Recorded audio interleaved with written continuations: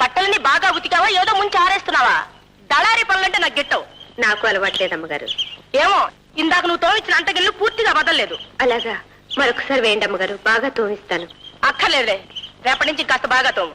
అమ్మగారు, ఏమీ అనుకోకుండా ఒక 100 రూపాయలు అప్పుగా ఇప్పించండి. ఏమిటి 100 రూపాయలప్ప? నేనేమైనా వెరిదని అనుకున్నావా? ఇస్తే చల్లగా తారుకుని రేపటి నుంచి మాయమైపోతావనేగా. కల్లో కూడా నాకు ఉద్దేశం లేదండి. పోనీ ఈ బంగారు గదులు మీ దగ్గర తాకట్టుగా ఉంచుకోండి.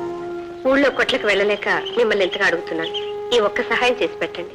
అయినా అంత డబ్బు నీకెందుకు ఇప్పుడు? ఇంట్లో కొన్ని సరుకులు కావాలి. పైగా కాన్వెంట్ లో చదువుతున్న మా 2 అబ్బాయిలకి జీతాలు కట్టాలి. ఏమిటి కాయమంతా చదివిస్తున్నావా? తినడానికి తిండి లేదు కానీ మీసాలకు సంపంగి నూనె అన్నట్టుంది. నాకు తిండి లేకపోయినా నేనేమైపోయినా పర్వాలేదండి. నా పిల్లలు మంచి చదువులు చదవాలి, ఎంతో వృద్ధిలోకి రావాలి. అప్పుడు మీరన్నట్టు మా జీవితాలకు వాళ్లే సంపెంగలవుతారండి.